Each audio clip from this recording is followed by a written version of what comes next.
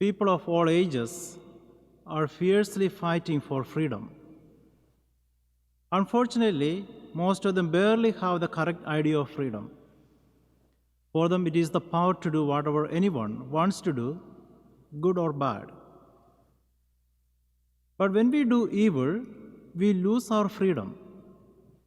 There is no freedom in doing evil. It is the abuse of freedom. The Lord said that in today's gospel, everyone who commits sin is a slave of sin. Hence, the more dangerous slavery that persists until now is sin. Anyone who lives in sin loses his freedom. He becomes the slave of sin. Take, for instance, the sin of lying.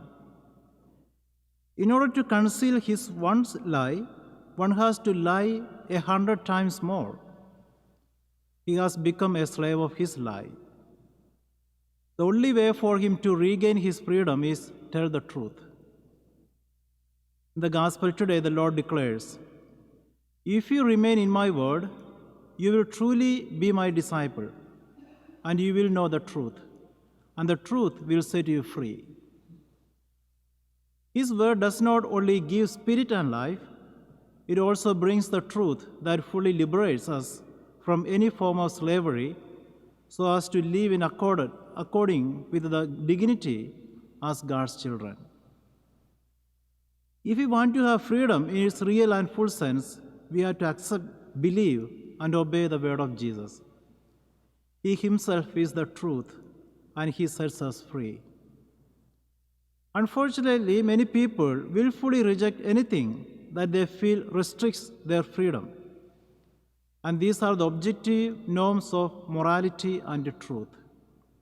This is what Pope Benedict XVI calls the dictatorship of relativism. He said, "We are building a dictatorship of relativism that does not recognize anything as definitive and whose ultimate goal consists solely of one's own ego and desires." We see the fruits of this manifested in the widespread lies and fake news, the propagation of errors, immorality, and all forms of corruptions throughout the world. Sin enslaved and imprisoned us, stripping us of all dignity and freedom.